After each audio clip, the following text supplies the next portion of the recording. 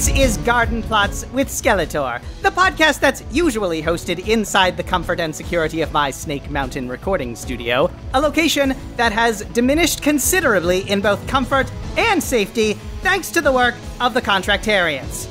Little brother, if you needed some work done around Snake Mountain, you should have called me about it. I've been watching a lot of fortress flipping shows on the Palace and Grounds channel, and it doesn't look so hard. Just think of all the brotherly fun we could have had doing the renovations together. I'm told I have quite a flair for interior decor. Your Highness, if I remember correctly, Queen Marlena canceled your cable subscription after you started suggesting that we replace all the furniture with beanbag chairs. I think they're fun! What is distinctly not fun is being dragged from your own recording studio. You're welcome! The sunshine will be great for you. Maybe we shouldn't interrupt, Fisto. Dragged from your own recording studio and press-ganged into sibling bonding activities with your worthless brother King Randor and his pugilism-prone pea-brained pal, Fisto. And Duncan, who it is nice to see again. But I have a duty, audience, an obligation to ameliorate the worst of your gardening deficiencies and spare your plants the burden of your scattershot care. Now, obviously, I could simply go to each of your homes individually and liberate your plants from your possession, but there are only so many surfaces in Snake Mountain on which to put a plant, so I'm trusting that you will heed my edicts. Yes, you sure are a e-dictator about that stuff. He really can be. Oh no, is this what this whole afternoon is gonna be like? That's sibling day for you. A time to really enjoy sibling bonds. Well, you don't have to save enjoying me for just one day, man-at-arms. Please, call me Duncan. We've been over this. Oh, come on! But it's such a cute name! I always thought it was fun. Kind of our thing, you know? You started calling me Manatee Arms when I was 13, because my arms were less developed than yours. Then you got the whole school, including teachers, to use an abbreviated version of that nickname. How is that fun? How is it not? Nobody even remembers that my name is Duncan anymore. You got the payroll department to print Manatee Arms on my paychecks. Do you know how difficult it is to cash those? How am I supposed to show ID for that? Can't you just roll up your sleeves and show them those adorable little nubbins you call biceps? Come on, man. Duncan, you know I'm just kidding around. Yes, very funny. Glad you agree. And it's not like you didn't have your little revenges. Remember when you shut down your little lemonade stand rather than let me help you with it? That wasn't revenge, Fisto. That was because you had decided sugar was a sign of weakness and wouldn't let us use any. Well, I wasn't about to let you ruin a perfectly good glass of lemon juice by pouring coward salt into it. Stop calling sugar that. Glad to be an only child. Nonsense, Riley. Having siblings is great. It's nice to have someone who's always there to support you and cheer you on in your victories. No, it's not. It's terrible. This entire day is terrible. I could be doing anything else, and instead I am here in a boat in the middle of this lake with all of you and fishing. What do you have against fishing? You upset because that sourpuss face of yours scares all the fish off? Your puss often is sour, it's true. Anyway, fishing's great! I doubt you have ever caught even one fish in your entire life. Not one!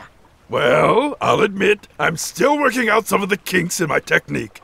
But once I do, we'll be up to our beards in finny friends. Perhaps if you used a rod instead of trying to punch the fish. Buddy, you gotta play to your strengths. I know I've got a lot of them, but you've got strengths too. I'm just not a rod and reel kind of guy. I'm a massive fist kind of guy. You know, because of my giant metal fist.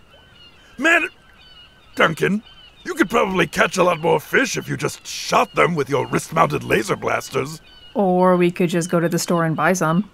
Look, not to be that guy, And yet, but I thought we agreed we weren't bringing any guests. This is my my podcast producer, Riley. She is very much a condition of me attending this fish-bothering Brothers' Day event. Oh, come on!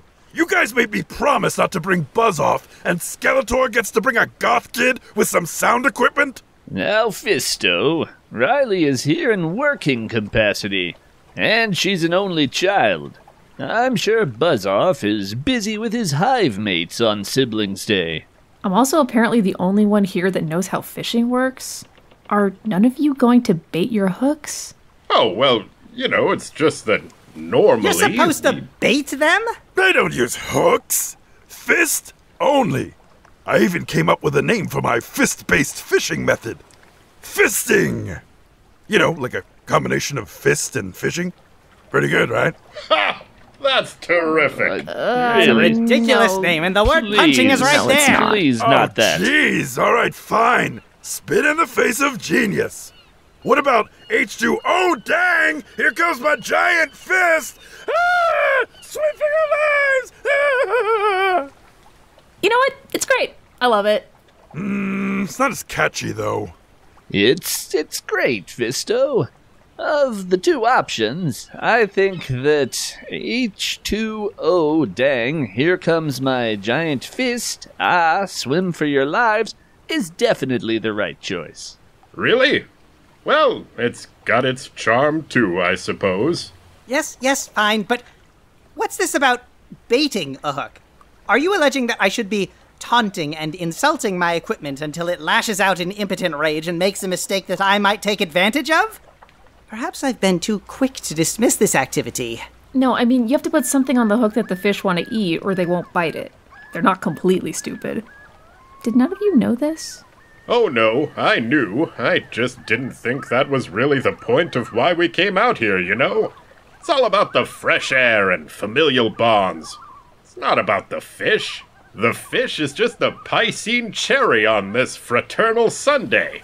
So you lured me out here just to sit in this boat as a captive audience to whatever brotherly declarations you wanted to spout? Well, the tables have turned. Audience, while you are not in the strictest sense captive, I do expect you to maintain all behaviors as though you were. No turning this off, especially since we're discussing... It's coming from Snake Mountain. I better take this. Skeletor speaking. Why are you asking me if you can have a sleepover? You're in charge. No, that doesn't mean you can take the Bashosaurus for a joyride. Well, you can try to outlaw noises that you think might be ghosts, but I think you'll find that law very difficult to enforce. No, you can't make fire the ambassador to Pelagia. Have you even read the bylaws? I don't care what Whiplash said. He's not in charge. You are. Do not scoot on the rug. Do not. No, I haven't tried it. I seriously doubt I would be pleasantly surprised by the experience. Go get your own rug. Well, fine. If you're itchy, there's grass outside. Go scoot on that. Fine. Goodbye. Yes, fine. I love you too. Did you just say I love you too? Yes? Is everything okay? Do we need to cut this Siblings Day short? I'm sure we'd all more than understand if we needed to head back to shore. Absolutely not. I came here to be miserable in the company of my ridiculous brother, and I intend to sit here and suffer through it like a noble and stoic elm. You are the least stoic person I know. And who are you saying I love you to? Also, why were you saying I love you? Oh, that was Beastman. You have to say I love you too before you hang up, or he just keeps calling back and whimpering. And you weren't saying it because you meant it? No. Anyway, hopefully that'll be the last interruption for a while. Beastman is in charge, and he's been extra clingy as a result. Beastman is in charge? Apparently someone finally read his resume, and he did surprisingly well in the interview portion. So, yes, against every odd in this universe, Beastman is somehow in charge of Snake Mountain. Grayskull help us all. Especially my area rug. Oh, is that why you brought your rug with you? I don't know what you're talking about. Sure you do. It's pasted on your chin. No, the pieces of carpet he's wearing on his face were pulled up from the conversation pit during the renovations. Clearly, this is a beard, a magnificent, naturally grown, organic, free-range beard, the way all beards are. Oh! In that case, I assume you'd like some beard advice. I think you're brushing wrong. The grain on the shag carpet is all out of whack. Excuse you, this is facial hair. And no, I want nothing from you but your silence. It is a little unkempt, brother. Maybe just a pointer or two. My beard and I are perfect and need nothing from any of you. In fact, my beard is so perfect that I have, with only the most minor campaigns of magical harassment, secured a sponsorship deal from Budget Face Scraping Society. Whoa, voluntarily doing a sponsorship. I'm shocked. Well, I've been working on this one so long, I couldn't very well not do it when they finally said yes. Well, it wasn't so much a yes as, okay, please just stop enchanting our straight razors to crawl around like lacerating caterpillars, but the point stands. Classic Skeletor. Oh man, little brother, remember when you followed me around with a fork and kept poking me every few minutes, insisting that you were the cruel thorns of a blackberry bush? Ha! Adorable. I have no such memory. You are clearly mistaking me for someone else. Now, Budget Face Scraping Society.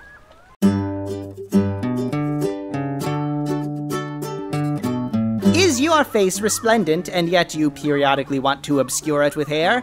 And then, after obscuring it just to prove that you can and are in no way inferior to your bebearded bane of a firstborn brother, perhaps you desire to regain the clean, hairless look that allows all to marvel at the perfection of your bone structure. Then you need Budget Face Scraping Society's customizable shave kit. All you need to do is fill out a short questionnaire in which you describe your usual face care regimen, how frequently you shave, what style of facial hair you like to grow, what materials it is made out of when you grow it, etc. Really? Well, I presume. You try completing a questionnaire while doing dark magic and see how far you get. The Budget Face Scraping Society razors are designed to lift your hair, shearing it close to the root, which I assume is the part of the hair that is secured to the superglue. Last time I used it, only a few small patches of face fiber remained attached, and those were easily taken care of with a belt sander. Budget Face Scraping Society. If you, like myself, grow so much facial hair that you find it necessary to remove some percentage of it, then their tiny, affordable facial knives are the product for you. Visit their website and sign up today to get a second kit for free. I had one sent to Beastman, who has been matting terribly and is in desperate need of his summer shave. Snake Mountain has so many tumbleweeds of Beastman fur that we've had to set up a crossing for them in the hallways. Speaking of, difficult to care for employees, do you have any advice about plants that might soften the blow of Ram Man's wall ramming? I don't think we can stop him, but I'd like to at least ensure he gets fewer scrapes and bruises. This is highly out of the ordinary, but I suppose since I am in this absurd situation, sure, why not let us tackle Leave It To Me now? Next maybe we'll plant tomatoes in January and wear boots on our hands, or have an open and honest discussion about our feelings. It's fine if you'd rather not do my question. I don't want to spoil your episode. Oh, no, it's not you, Duncan. Your question is perfectly welcome. Thank you. So, leave it to me. You should have leafed the beard ad to me in Randor, eh, buddy? Ha! You card! But hold on now. As much as I do take pride in my beard, I'm impressed that Skeletor has pioneered his own type of facial hair. I think it looks much better on his chin than carpeting the Snake Mountain conversation pit. A conversation oubliette now. Really? You should invite Marlena and me over to see the renovation sometime. Adam's been a bit of a handful lately, but he does have a burgeoning interest in the macabre. I'm sure he'd leap at the chance to visit his uncle's new dungeon. Well, maybe not leap, but perhaps slouch more enthusiastically than normal. I said, leave it to me. I will paraphrase Duncan's question.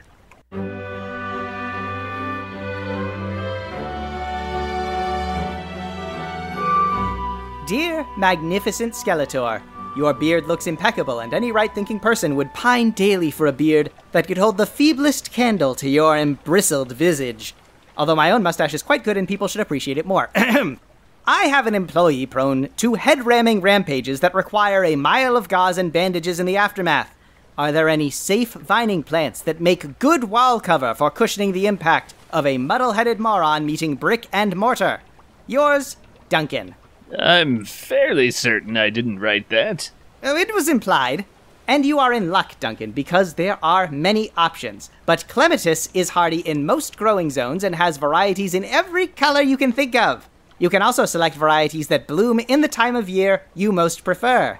It can grow between 4 to 25 feet, making it a good cover for garden walls, but will need a trellis to support them. You can grow from a container or plant it in the ground, but you want very rich, well-draining soil, so containers are often the better option.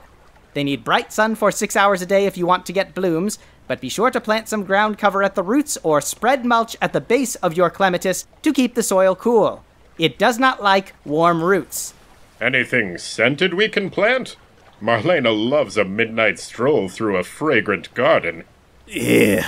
Oh, no, that wasn't a metaphor.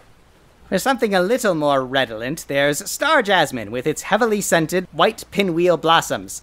Star jasmine can indeed be trained up a trellis, although you may need to attach it with zip ties or butterfly clips at first. It's unlikely to grow quite as big, but can reach 20 feet if given enough bright light, 8 hours a day preferably. It will tolerate partial shade and even heavy shade, but you are unlikely to see as much growth and far fewer blossoms. It enjoys the same soil as the clematis, but is fairly drought-tolerant once it's been well established. Water deeply and regularly for the first year or two as your star jasmine establishes its root system. After that, you have a largely fuss-free plant that will perfume your garden throughout spring and even into summer. Gotta say, I'm glad I don't have the responsibility of employees. Or any responsibility at all. Now. Fisto is responsible for some of our diplomacy. Why do you think we have such great connections with Buzzoff and Stratos? The Andrenids and the people of Avion can't get enough of Fisto. Who can? I can think of a few people. Hey, it's not my fault that I bring the party. You were so good at that! Pity you didn't bring your bongos. Such a talented fellow. Back at you, Randy. And hey, Skeletor, I just wanted to say that I do truly hope that Snake Mountain is still standing when you get back. I didn't mean to make light of it. I'm sure it's a bit touch and go. I mean, I don't know if I'd leave Beastman in charge of being covered in orange fur.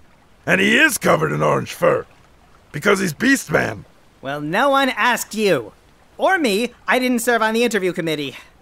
You know, you never say I love you when you're hanging up the phone with me. You never call! Do you want me to? Excelsior, no, do not call. I don't want to make small talk about ordinances, or what you and Marlena are having for dinner. Oh, we're trying that cerulean smock thing you advertised on the podcast. Of course, we do have Chef Allen, but we like to give him the night off every now and again and try our hands at cooking. We made trout and potato hash, and I must say it turned out delicious. I just said I don't want to hear about what you've had for dinner.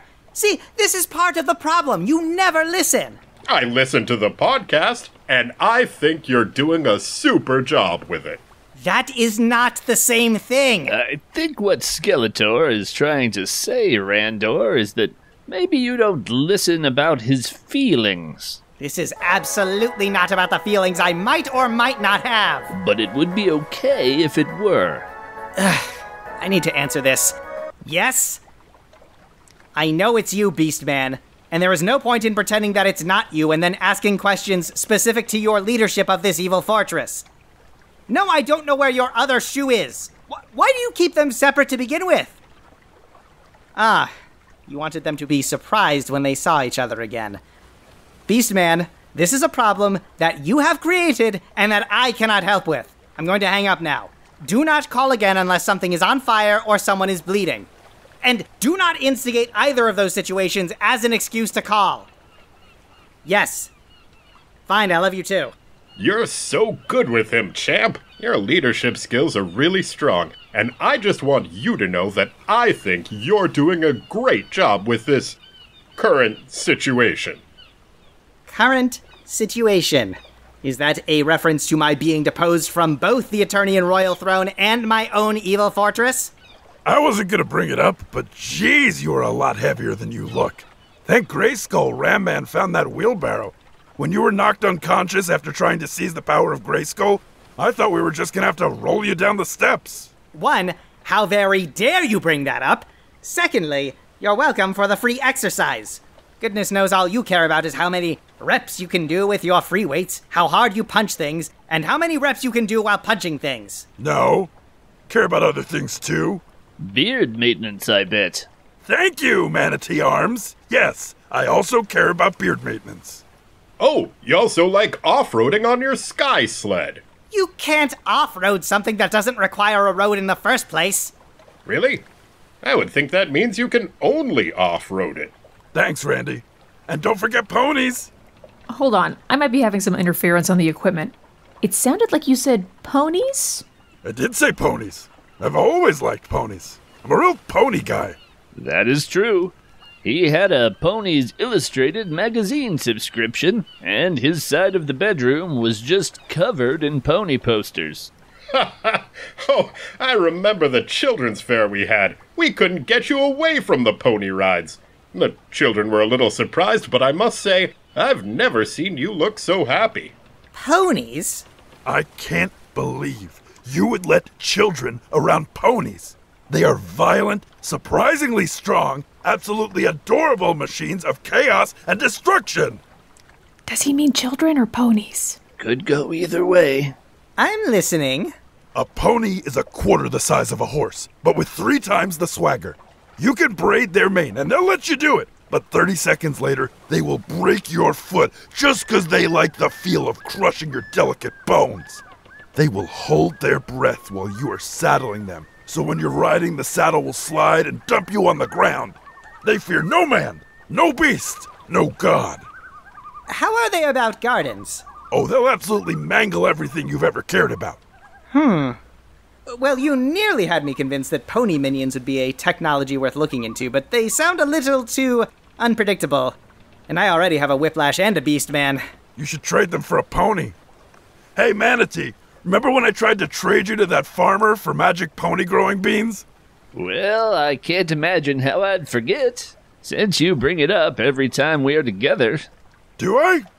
Well, I just remember the warm feeling of hope as I went to sleep that night, waiting to wake up in the morning to see my new pony seedlings in full bloom. Pony seedlings! You have regained my highly coveted attention. Of course, it was extra hard to sleep with all the noise from the search party that our parents put together.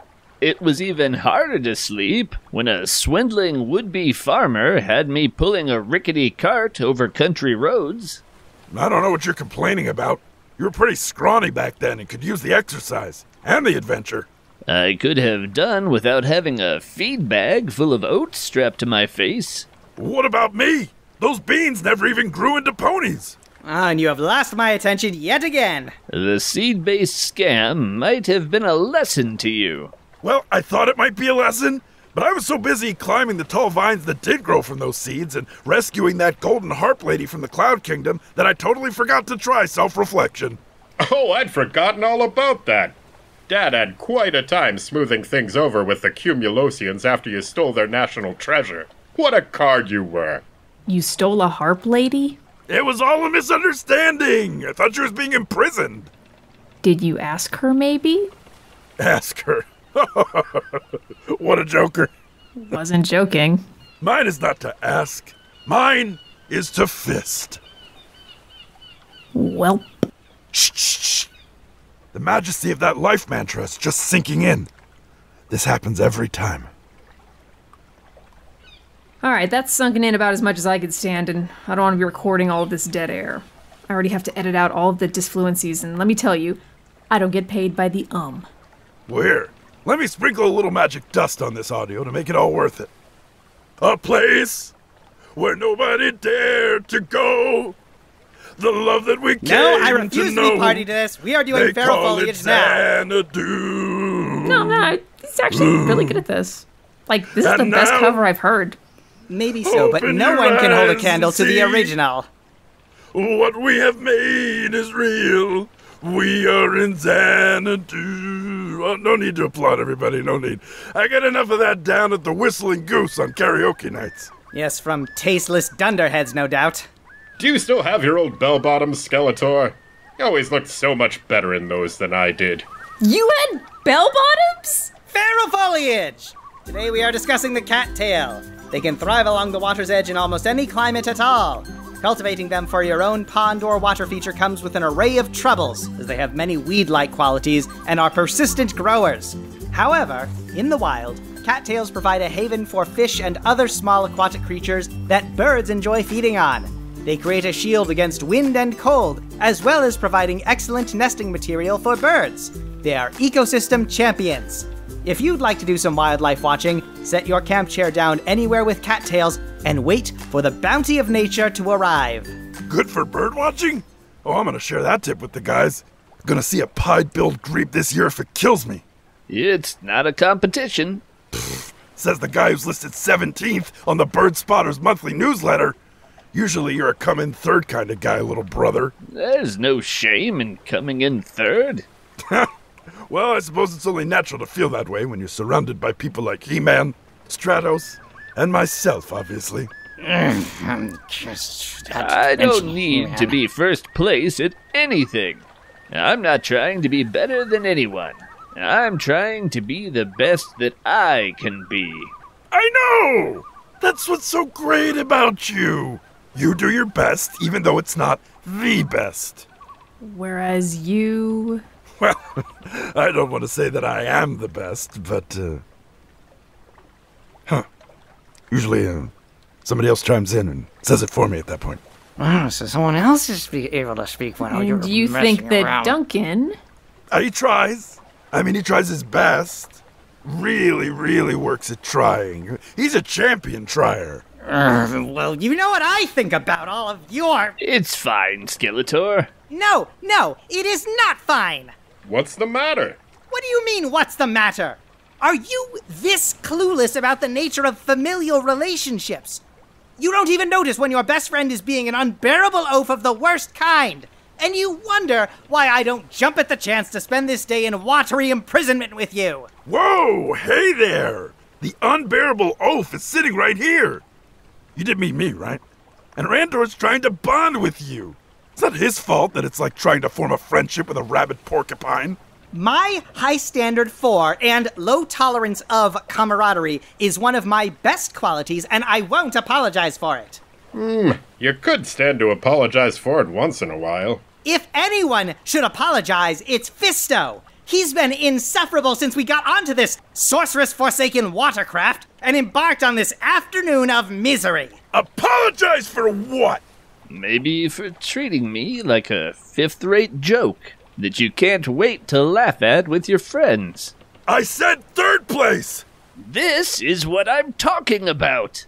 I'm just gonna put this out there, but perhaps we don't have to have this conversation at full volume? Don't think you aren't also the problem here. How am I the problem? See? That right there. That utter disbelief that you could ever be the problem. No, the only problem in this family has been Skeletor, and that is how it has always been. Grayskull, spare me your golden boy ramblings. I knew this was a mistake. I never should have agreed to participate in this fraternal farce. Riley, pack up my tackle box. We are leaving. I would rather swim back to Snake Mountain than spend another moment with this self-righteous sap of a sibling. Okay, first of all, no. We're like a mile away from the shore. We are not swimming. And second, by tackle box, do you mean this briefcase that you stuffed with loose crackers and a post-it note that says, Step 1, learn to fish. Step 2, dupe gullible brother. Step 3, nyahaha. You actually wrote out the words nyahaha. Who does that? I was wondering why you agreed to come along. I know when she loaned you the money to convert Snake Mountain from an abandoned discotheque into an evil fortress, you promised Mother you'd observe Siblings Day every year, but usually you just write, "Technically you are my brother," on a rock and throw it through the palace window. And yet, every year you make a big show about inviting me out on your boat just so you can rub it in my magnificently bearded face that Mother thinks you are the big success in the family. What do you have that I don't? A boat? Not helping, Fisto. Also a kingdom? Oh, and a beard that isn't made of mangled carpet samples. You're just jealous because your beard doesn't happen to grow in a densely woven floral pattern. Now, little brother, nobody's saying that it isn't a very nice beard. I was. Shut up, Randy! The only reason I agreed to join you hirsute halfwits on this misbegotten maritime misadventure is so I could trick you into getting the contractarians who have been plaguing my stronghold off my back by granting them some lucrative government construction projects. Oh, is that all? Consider it done. But no! You had to get all superior with your... Wait, really? Sure. Having a ram man on staff means we've always got something around the castle that needs rebuilding, and the contractarians do good work. I'll call Greg and have him draw up some of the paperwork as soon as we dock. Well, good. I mean, yes, this was all according to my sinister scheme. I hope you're not expecting us to hug or braid each other's hair or whatever it is that brothers do in these sibling novels that you're always reading. No. I mean, it would be nice, but I've known you long enough to not hope for miracles. Although I really think you might enjoy some of those books. A Sibling Sojourn is particularly well written. But there is something I must ask in return. I told you already, no hugging. Understood. It's just that, well, Adam's been acting a bit peculiar lately. Lately? A different sort of peculiar than usual. He's been littering. And after he makes his impassioned speeches about civic responsibility, he looks embarrassed and says, "Not." It's very frustrating. He tried to roll his eyes at me the other day, but it went on so long that Marlena thought he was possessed and sent for an exorcist. While your parental tribulations are very amusing, I fail to see how they concern me. I was getting to that. I think he's considering changing alignments and pursuing an evil lifestyle. But he's not very good at it. And you want me to frighten him into returning to the fold? No. If Adam decides to be evil, well, that's not the life that I envisioned for him, but I want to be supportive. It's just a world that I don't know much about. I thought maybe you could have a chat with him and help set him on, well, whatever the opposite of the straight and narrow is. The crooked and wide, I suppose? The point is, he could use a role model. You see me as a role model? Well, you've always had such a clear vision for your personal aesthetic. I may not always approve of the choices you've made, but your commitment to your ideals is, well, I wouldn't say admirable, but it certainly is impressive. In a way, I'm a little jealous. You're jealous of me? I mean, of course you're jealous of me. What is there not to envy? Well, not now, Fisto. Wait. Randor, you lured me out to an isolated location using subterfuge in hopes of tricking me into performing a service for you? I wouldn't put it that way. You did a scheme! It wasn't a scheme. I may have had a slight ulterior motive, but I genuinely wanted to spend the day fishing with my little brother. A scheme! I'd call it diplomacy, but you can't run a kingdom for as long as I have without picking up some skills at manipulation. Perhaps we are related after all. All right, you get the contractarians out of my hair, and I'll endeavor to bestow some helpful hints on heinousness to my buffoon of a nephew as he dabbles in ignominy. This is all great, but Skeletor, I think you've got a fish on the line. I do? I didn't bait any hooks. Perhaps the fish was just drawn to my aura of majesty. More like I baited your hook when you were busy yelling about family stuff. Agree to disagree. I am clearly an undisputed master of all things Piscine.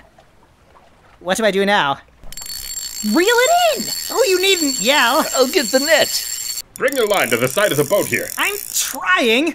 It's not like the fish is being especially cooperative. Watch the sides. We don't want to capsize. no, it's fine. I've got it. I can use my fist as a ballast. Here, pull it in. Duncan, scoop the net under it. I did it! I have fished! It's still flopping around. What are we supposed to do now? I've got a pretty good idea of how to handle this. Come on, fist! No! Oh. Right. The boat. fisted by my own petard. Please stop using that as a verb. So, I guess we're sinking now. Oh, and the fish got away. Thanks for a great Siblings Day experience, everyone. Being an only child rules.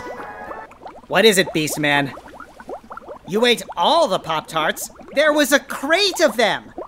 No, you weren't supposed to eat the foil wrapping! Yes, I am sure that your stomach does hurt. Oh, the problem is that no one stopped you. Go find Clawful and tell him you need 5 cc's of Tum Tum Rubs. He'll know what to do. Yes, I'll be home soon.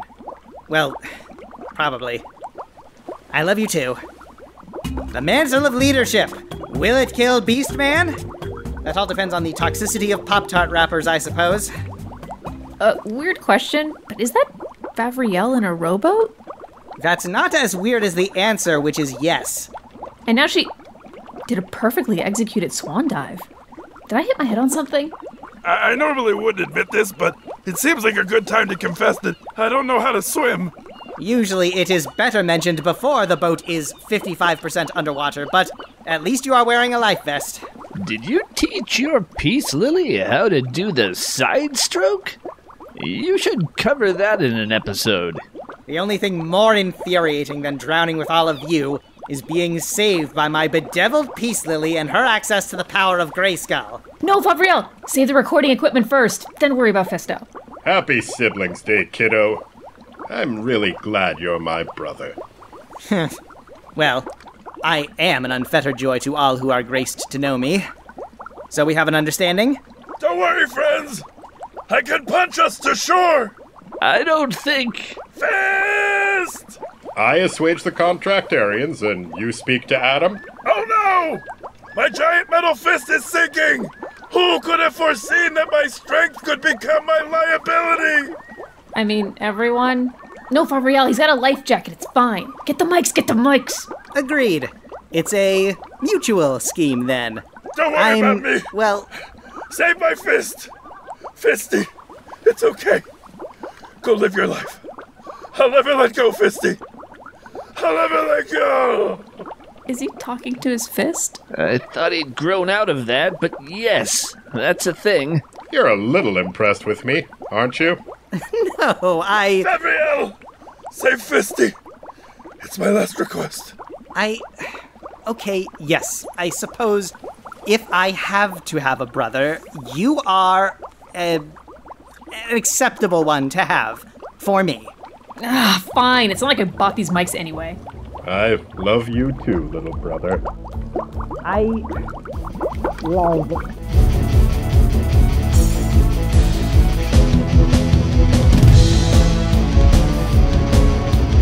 Garden Pots with Skeletor is written by Marissa Bond, Megan Bobb, and Nathaniel Hubbard, and edited by Dan Mulcairn. Our theme song is Daydream by Rafael Medina, and our logo was created by Kit Mulcairn. Skeletor is played by Dan Mulcairn. Riley is played by Kit Mulcairn. King Randor is played by Nathaniel Hubbard. Man-at-Arms is played by Jared K. Anderson. Fisto is played by Hal Lublin. Additional music from filmmusic.io from Kevin MacLeod at Incompetech.com, used under a Creative Commons Attribution 4.0 international license. He-Man and the Masters of the Universe and all associated characters are property of their owners. You can reach us at gardenplotswithskeletor@gmail.com, on Twitter at garden_plots, or through our website, gardenplotswithskeletor.carrd.co. If you like what you heard, please consider leaving us a 5-star rating and review on your podcast app of choice. You can donate to Skeletor Schemes on Ko-fi at ko-fi.com/gardenplotswithskeletor. Thanks for listening.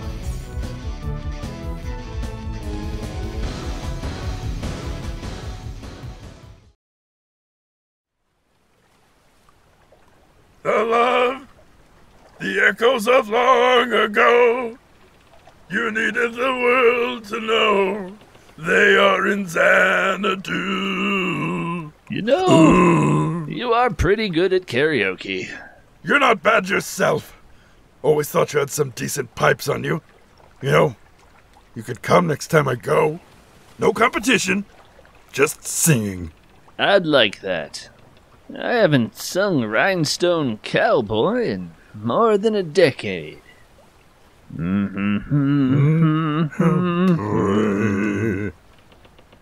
Like a rhinestone cowboy.